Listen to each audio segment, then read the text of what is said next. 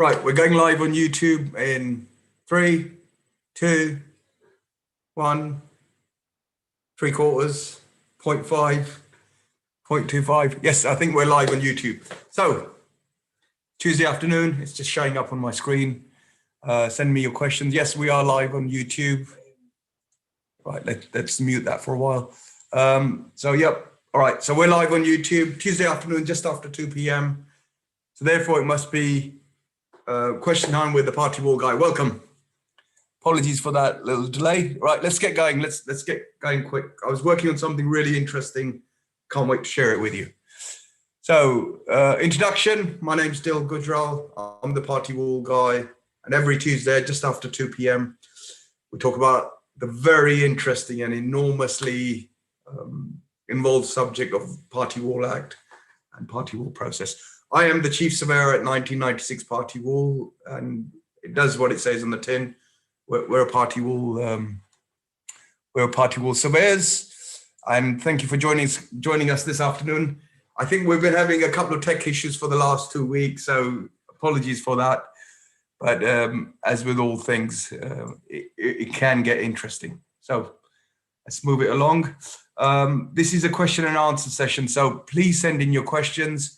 It's all about the audience's questions, and if you're on your phone, hopefully you would have worked out where we are with that. If you're on YouTube, there's a comment section, so send that in there, and let's get cracking. Okay, so I've been giving this subject quite a lot of thought. Please send in your questions. We'll answer them as we go along. So let's begin. Right. So I've been giving this this subject quite a lot of thought, and the angle I'm coming at it from, we receive calls from residential owners that want to do a project. So, for example, it's either rear extension, loft, or hardly ever with the chimneys, but it's part of that project. So once we get the call, and we have to try and explain the process to them. So I've sat there and thought about what's the best way to explain the process. As a party wall surveyor or party wall surveyors, we do this day in, day out. And so therefore it becomes a little bit automatic for us. However, with building owners, the first thing, or more to be more precise, with homeowners who are trying to do their residential works, they just suddenly find out we've got to do a party wall process. What the hell's that about? Okay. So as with everything else, they Google it and they'll come across a booklet. I'll talk about it in a minute. And it doesn't explain the process in detail, actually. It's a very good booklet. It's great for information. But in terms of detailed process, it's not quite there. And I'm going to be very careful how much I criticize it, because it's written by a friend of mine. Okay, so declare that. So we should start with the project you're going to be doing. So for example, if you're a homeowner, you know, with the current lockdown going on, you sort of need an office working space. Your house isn't big enough, and people are spending more time in their home, especially with the winter months coming up. So you were saying, well, we should either get a rear extension or as usual, we'll get a loft conversion. So move the bedroom there. We can use a part of that as our office, nice and quiet out the way. So I think fantastic idea. Let's kick it off. So it starts with the project. Now, homeowners, or most people, just think, I'm doing a loft conversion. And this is where we have to try and connect the dots up as party wall surveyors. So from a project, we need to work out the notifiable works. So what are the notifiable works? And this is an overview slide, and I'm going to fill in the details as we go along in the following weeks. I don't want to do it all in one go because it becomes too boring. So in the following videos, I'll fill in the details. So we take a project, we work out what are our notifiable works, and then we search land registry for, well, we actually search for two things. The building owners, who actually owns the building that the works are being done at. This is part of our due diligence process. And also, we then search for the adjoining owners. Now, there's a bit of an interaction. It's a back and forth. Depending on the project, we will look at the properties that are next to it or could be notifiable. And depending on what the return we get from the land registry, we'll then decide on who the notifiable owners are. So it could be freeholders, it could be leaseholders, it could be various other issues. So that's what we're looking for at this part of the process. So when we're doing land registry searches, and it's important that these are done, we're actually looking at who the adjoining owners are. And it's a bit of back and forth because we've worked out the notifiable works. We're then looking at the land registry to then work out how many notifiable owners we've got there. So once we've done that, we're then ready to draft notices. Now, depending on the number of adjoining owners, this will then determine the number of notices we need to give out. So for example, and this is an overview, and the detail depends on the project, all of these stages and how it leads to and the outcome. So depending on all of these inputs, we could then end up with 4 number of notices. So I've put 4 for an example. So each of the notices then follows a process. Okay, so that's an overview. And let's look at slightly more detail. So hopefully that begins to work. That begins to get you thinking in terms of the process we carry out as party wall surveyors. Problem is, we do it so often. We talk it through so often with people, especially homeowners, with commercial and resident developers. You know, people who do, and this could also be people who invest in property investors who invest in residential property. That once they become familiar with the process, they tend to learn it, and then they'll understand it a little bit, or they'll say, "You deal with it, don't really care." With the residential homeowners, because it's the first time they come across, and usually they've been introduced at a later stage, then it's really good for them in terms of their project. They're not getting the optimum results, and a lot of the times they'll try and do the notices themselves. And this is why I'm trying to explain how this process should be done rather than the way it gets done. So where do we go for more information? Now, the standard place to go is of course Google. Everybody will Google this stuff, and this is the first thing they'll find: the communities booklet by the government. It has been lately revised. You'll see an older version where the cover's red. This was written in 2002. The Party Wall Act came into force on 1st July 1997. They've done a revision, but the only thing they've revised is the cover, not the content. And this is a superb booklet. Please get a hold of that, read it. It explains a lot of detail really, really well. The background behind the act, all the nooks and crannies. Unfortunately, it's weak in about 3 places. The template notices that have been drafted here are quite weak. So they're more complex than they need to be, and they should have just stuck to residential works, the common residential works. So the notice templates are very weak. The way they serve the process, or the way the way they serve the notices is also very extremely weak. In my opinion, it doesn't go through the correct process.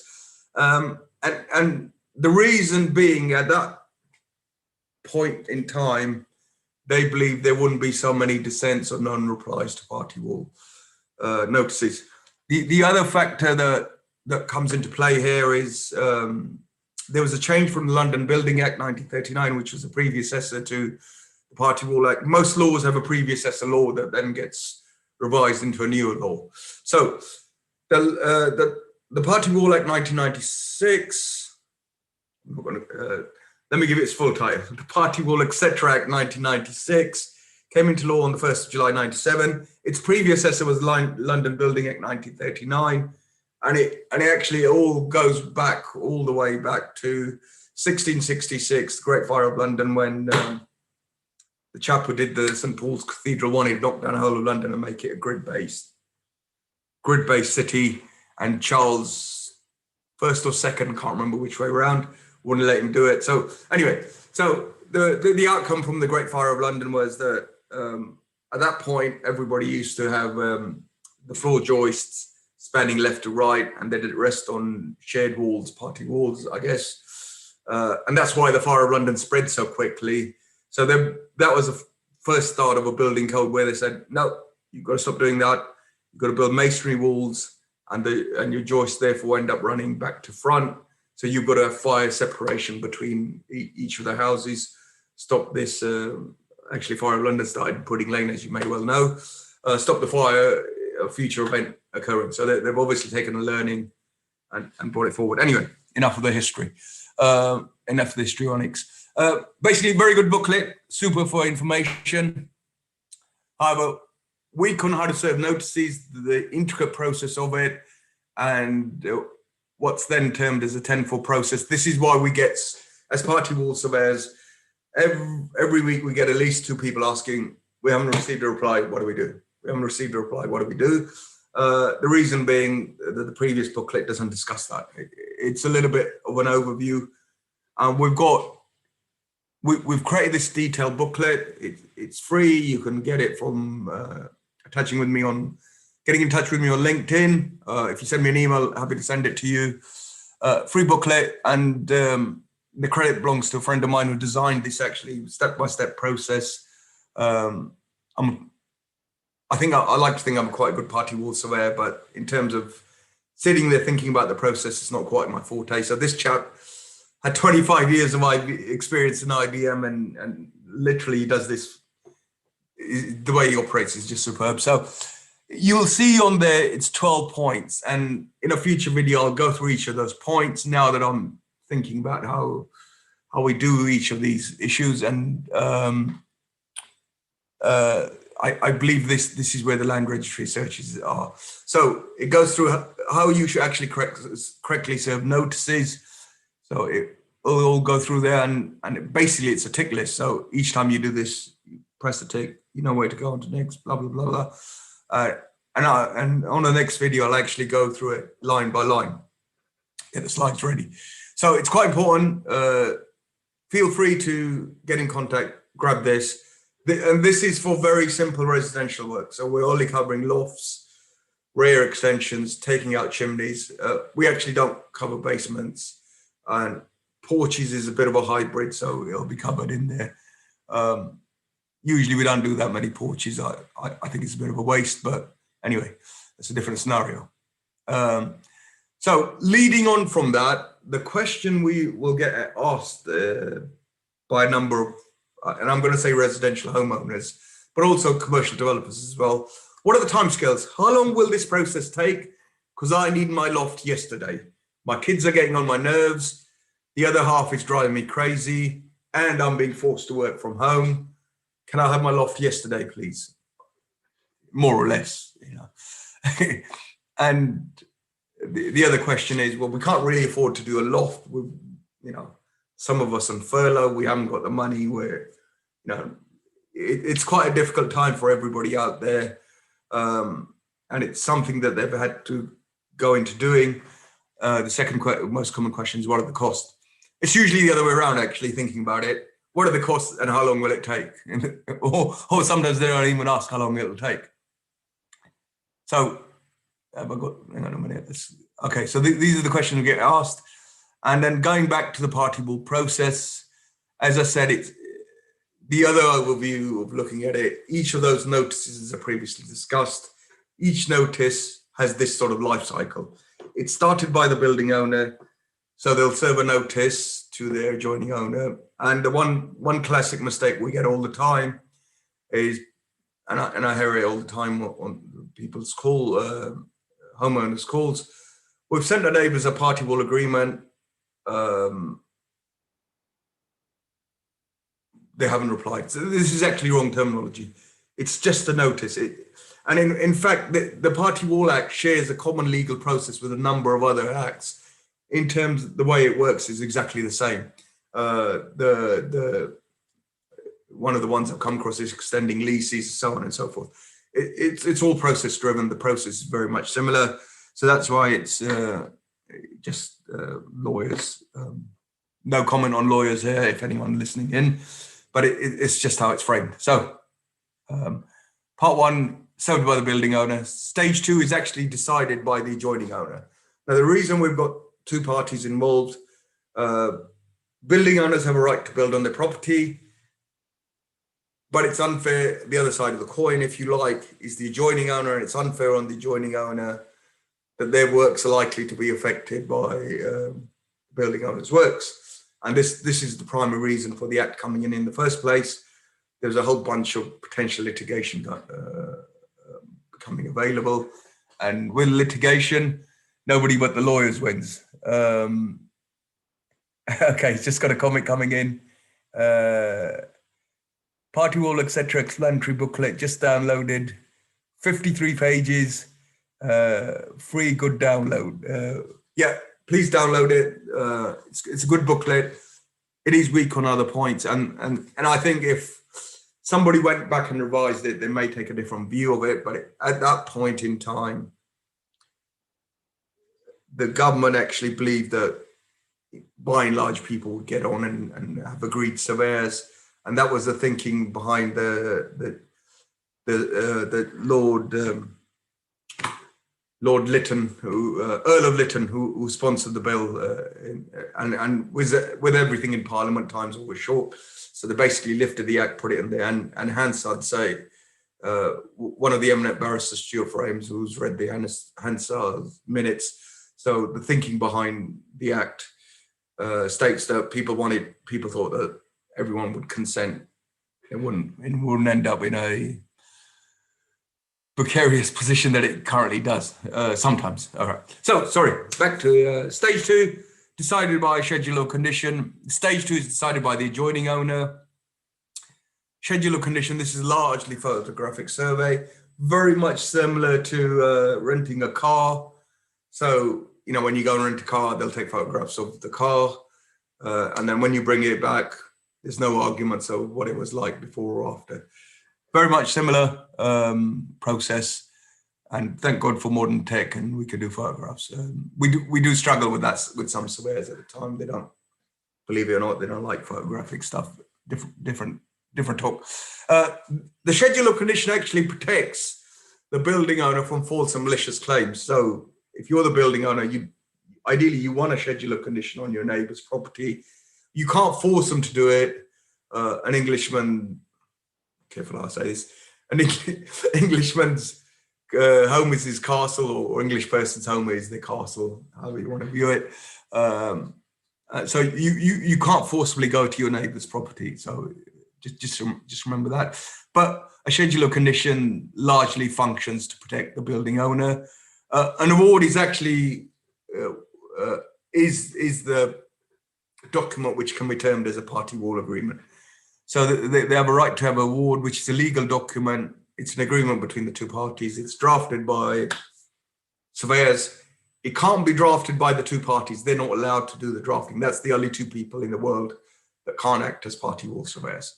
So this legislation is quite open in terms of who it allows to act as party wall surveyors, with the exception of the two owners. And it's quite specific on that. The party wall agreement sets out rights and responsibilities of the building owner and the adjoining owner. So one of the things that will say is, I just wanted to make sure I didn't miss it out, is who's the owner, who the parties involved are, what they're going to do, type of works, any conditions. So it could be timing conditions, notifiable works, and there's also usually a procedure in there if it goes wrong.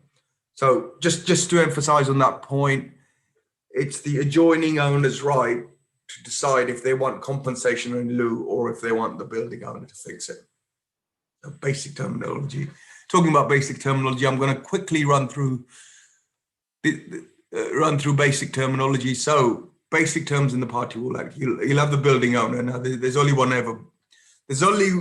ever one building owner. This is the party that wants the work.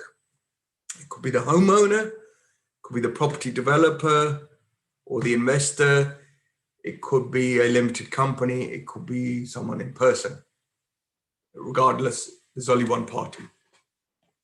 Across on the other side, There's multiple classes of adjoining owners. The Act lists 3, but it actually maps out onto 4. You've got the freeholder. So there's only the way the property law works in England. And by and large, it is the best country for protecting property ownership. That's a different discussion. Freeholder, you have the leaseholders, and this is leaseholders of more than 1 year. So AST owners aren't notifiable. I'll also discuss that. And this is where we have to be careful. All of this is, as it's extracted from the land registry, leaseholders of between 1 and 7 years usually get missed out because they don't bother registering. They should do, but they don't always register. And it's largely a commercial issue. So it applies to commercial properties mainly, where they've got leases of between 1 and 7 years. They don't register, they don't get picked up, but they are notifiable owners under the Act. There's also a group of owners who have rights to receive profits. Now, this could be trusts, so they've got right to receive profits. It could also be with these all these creative contracts you have, where I'm guessing they have a right to buy the property, purchase lease options, and so on, so that all of those guys fall into, all of those owners fall into this class. And then finally, and this is a very, very interesting one. We do come across this quite often, especially when the property market's hot. So when there's a lot of stuff being sold, the building owners will give their neighbors notice, and the adjoining owner say, well, do what you want, we don't care. We've just put it on the market, or we're selling our property. So be aware of that. And the minute the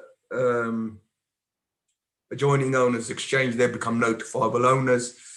So you get a point where they've exchanged, they haven't completed, so you've got, they're under contract, they become notifiable owners.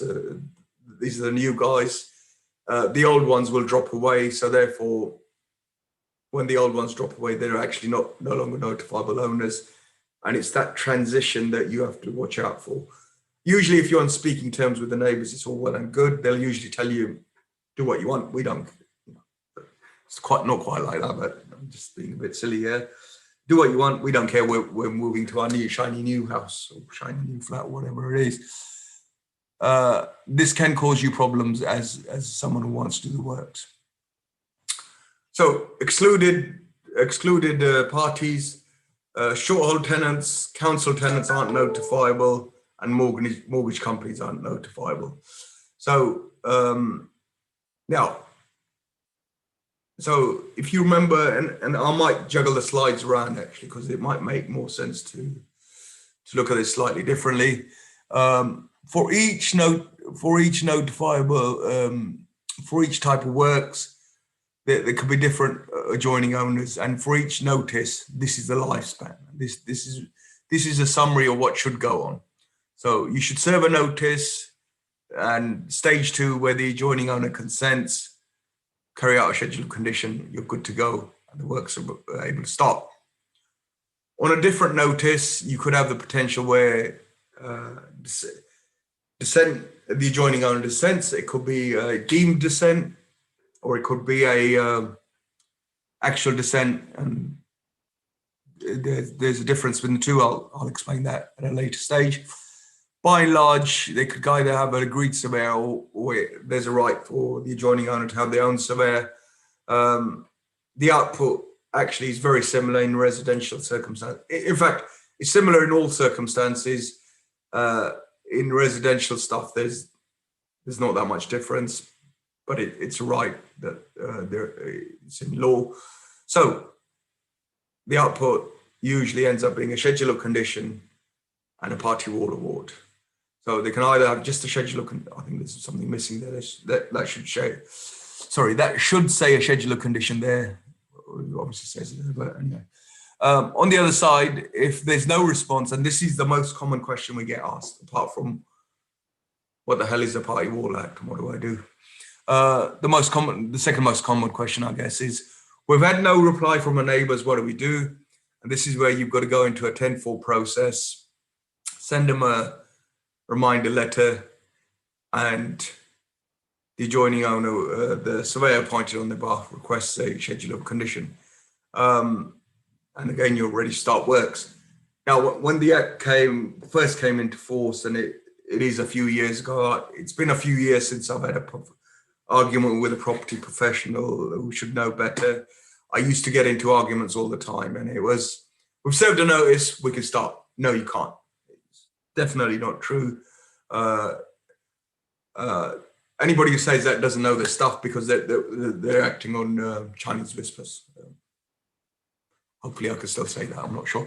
But, you know, they're acting on old knowledge, and it's not true anymore. And, so ignore them, they're definitely wrong. Okay, moving on. So back to the difficult questions. Timescales, in our experience, 95 to 99% of the time, it's either going to be very quick, or it's going to take up to 3 months. You need to build that into your plan. I'm sorry if that's not what you want to hear, but it's the fact. What are the costs? So we will give you our cost, and largely on simple residential works, we operate on a fixed fee basis a lot of the times. Commercial works, a bit more complex, it's a different arrangement. But the one thing that scares people and that we have to highlight is the cost for the adjoining owners. Adjoining owners surveyors. And my approach here is you plan for the worst and hope for the best, and it'll probably land somewhere in the middle. So just be prepared for that. And these are the questions you should ask a party wall surveyor, just to test if they know their stuff, because the regulation is quite loose. You know, anybody could be a party wall surveyor, but do they know their stuff? Do they have experience? And these are the 4 questions I would ask. Number 3 is, how do you serve notices? And if they don't talk about certificate of posting, you know, a lot of the time we get people being helpful. They'll draft notices for you and say, hey, I'll give it to the owners. Make sure you do certificate of posting. Otherwise, it's going to cause you further delays. And then the other question that people need to discuss and bring up is, what happens if the neighbours don't reply? And this is where you talk about the 10-4 process, and we're going to do a separate video on that. So, got a last minute question coming in. Excellent. Shared roof, guttering. Can a building owner redirect an existing rainwater pipe from his land over from his land of over what was land over 50 years to the adjoining? Sorry, probably me. Let me try and read this question. It's a super interesting question. Thank you for sending it in. Shared roof guttering. Can a building owner redirect an existing rainwater downpipe from his land of over his land for 50 years to adjoining owner neighbour's property? Let me try and rephrase that. Sorry if I haven't understood it. So basically, I think what you're asking is, where you've got shared roof guttering, you've got a downpipe. If the downpipe's been going down there for 50 years over the building owner's land, can they redirect it to the adjoining owner's neighbouring property? Well, it's interesting that you mentioned 50 years. The law of easement, and this is where there's actually I'm going to say 4.5 easements. I'll probably get into trouble about the half. From my understanding, that, you know, it's the half bit is a bit, I haven't got a definitive answer. It's 4 basic easements: right of sport, right of light, right to carry water, and I forgot the other one, right of way. Sorry, that's the other one. The half is the right of way conducting. I'm not, you know, that's a little bit out on that one. So this is right to carry water. So as long as pipes are carrying water and you've had that for 20 years, it becomes an easement. Does the building owner have a right that whether downpipe's been going on their property for 50 years to redirect it over the adjoining owner's property? I'm going to say no here, and the reason being, in a sense, sorry, let's go call coming in, running over time as we know. I'm going to say no here, and the reason, here's my thinking on this. The downpipe is coming down on the building owner's land. In fact, from the way the question's written, it looks as if the adjoining owner has an easement to have their water taken down onto the building owner's land and use their downpipe to get rid of their rainwater. So from what you're asking, I believe the easement is the adjoining owner's easement over the building owner's land to have their rainwater taken off their roof and disposed of, dealt with. So they can do it if the two owners agree, but if they don't, the building owner can't suddenly come back and say, listen, mate, this water comes from your roof, you deal with your downpipe, I'm going to stop you using my downpipe. So I think they can't do that, hopefully that explains it. So let me go through it again. You got, semis, for example, building owner, adjoining owner, and the roof water goes along and it currently comes onto the building owner's land. I think the viewer's asking the question, what if the building owner says, I'm not having your rainwater coming down on me, I'm sick of it, deal with it yourself? Can they tell them to reposition their downpipe? And my thinking is no, because the adjoining owner has an easement of that water disposal, it's conduit carrying water. So basically, the adjoining owner can say, no, it's been there, you have to make sure it's disposed of properly. So this happens a lot of the times when we've got houses at the back, the downpipe comes down and someone wants to build an extension. So they've got to reroute that downpipe. So I think that's what you're asking for. Hopefully that answers your question. As always, it's been great. Got a few calls coming in. So thank you for that question. Really interesting. If I haven't answered it, please drop me an email.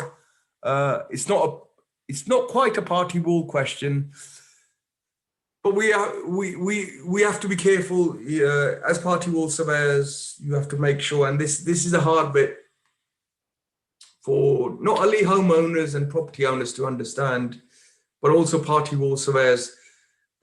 We can't get involved with more laws that are outside our remit. We have to understand a phrase is jurisdiction, but we have an argument over whether they should be used or not. We have to understand what we can and what we can't do, because doing anything above and beyond can get the property owners who we act for into trouble. So it's an easement question, but hopefully I've explained it. If not, if you could drop me a line, I might do a slide on it. More than welcome to do that if the understandings, if I haven't come across clearly enough. So I'm going to bring this to an end. So thank you very much for that. Hopefully we've got one of our sponsors on the line, Mr. Ranjit. If I can, let me see if I can bring you on, and it'll be nice to have you on. We haven't had a chat for a while. Are you there, sir? Oh, hang on. I'm forgetting how to do this. Believe it or not, I do about 4 Zooms a week, and I always forget how to do this. Ranjit, are you there, sir? Oh, got to get you to unmute. Right. Hello there. Hello. Hi. Got the tech to work. Amazing. Right. So thank you for being on board. We've had a few weeks where the techs almost caused us trouble. Good to see you, sir. Oh, you're in the Bahamas somewhere, are you? Come back home. I was watching Star Trek last night, Discovery, and they were trying to do super fast. Going off the subject, bit more techno. Right, Ranjit, good to see you, sir. Thank you for sponsoring the show, and apologies for the last 2 weeks. I've fluffed up the tech. No problem. It is good to see you. I think I do it twice a day, actually, the way my Zoom meetings carry on. Please, over to you. Your fantastic magazine, sir. Can I share the slide, please? Oh, hang on. Now you're asking for it. I've got to remember where this button is. Done it before. Okay, so I've got. Yeah, I haven't done it before. I just keep forgetting where.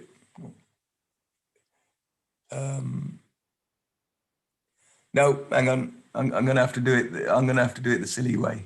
I'll make you a host, and if you promise to give it back, I think I've got an old slide of yours. So Off you go if we've got the tech right. I think you should be able to share. Yes. Yay, we got it working. Sorry, folks. You can see the slide, yeah? Yes, we can see the slide. The same as my one. No. Anyway. Is it? Okay. Yeah. I'll check it in a minute. I can't see what my slide. Good afternoon, everybody. My name is Ranjit from Property Investor News. We've been publishing this for the last 18 years. Our June 2020 issue was the 200th issue. Remember, tough times don't last, tough people do. Who are they? Educated, knowledgeable, and informed investors. After a boom or a crisis, there will be a recession. After a recession, there will be a boom. Being prepared is where the fortunes are made. How can you be prepared? Become your own property CEO. Educated, knowledgeable, informed investors. Key features in our current issue, relevant to your property businesses and the changing world. UK market news, technology and construction, how residential construction may change after COVID-19. Tenant eviction, government U-turn on evictions, development and planning, new news for the UK cities and towns. Navigating through the changing world by Patsy Richardson and Adam Lawrence and others. Student accommodation, will an avalanche follow through to the train wreck within the student sector?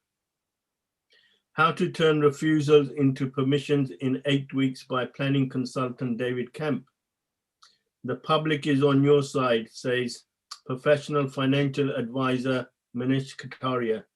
Construction delays, labor and material shortages poses significant challenges, says Ricks, and much, much more. Remember, the goal should be not to save money, but to make money. Question for you, do you have the expertise, the knowledge, and the insight to adapt and prosper? Let us help you on your journey to property investing success. Subscribe today, ongoing education, market analysis every month. You have access to 15,000 keyword search articles, 250 videos plus, and webinar archive. All that for just $7.95. We do have a special offer, and the special offer is a limited time, and you receive 4 free issues of the Property Investor News magazine. That's including our 200th issue, plus a book, Before the Hammer Falls, written by 2 UK auction experts. Just follow the instructions on the slide in front of you. Remember, this is an event offer. It's not online offer. So you have to subscribe online and send me an email, as it says on the slide, your name, address, and the long reference number, which the system will generate. And my email address is ranjit@property-investor-news.com. Something to think about, and remember, a child educated only at school is uneducated child. To be successful in life, you have to be a student for life and a lifelong learner. And it's not just about making money, it's also about how to hold on to the money and the assets you have created. And most importantly, who you become on your journey to success. And how many other people have you helped encourage to take on the path towards success? And this alone is priceless, and is the feeling that you get is difficult to put into words. Thank you, Dil, back to you. Thank you, Ranjit. Sorry, I was just checking some of our messages. Apologies for those who couldn't get through. Having some challenges with the tech. Let me share my screen again. Thank you, Ranjit, and thank you for being our sponsor. Thank you for having us. Hang on. Oh, you got to stop screen sharing, sir, I think. I've done that. Oh, okay. All right. Hang on. Let's have a look. Let's see if we can get back onto there. Okay, you should be able to see Wren Kitchens. Wren Kitchens are other sponsors. That's you. Hang on. Right. Hang on a minute. That's all right. Let's see if we can get this to go. No. Okay. All right. Ren Kitchens, there are the sponsors. I can't see the slide at the moment. I've messed something up. Get it right next time. If you contact Sanjay, I'm going to try and get his slide on his contact details on my. Oh, I know what I need to do. Sorry, guys. Sorry, folks. Struggling with this tech. Yeah. Okay. So I'm going to bring it to a close before I muck up anything else. Ren Kitchens, there are the sponsors. Please contact them. The details are on the slides. We'll see you next week. And to those guys that couldn't get on, my apologies. I'm going to get back and have a look at the Zoom, see if we can get you back on. But in the meantime, please keep your questions coming in. We're going to progress this journey of the homeowner trying to do their extension and deal with the Party Wall Act in a good and thorough way. So I look forward to seeing you next week. Thank you for your time.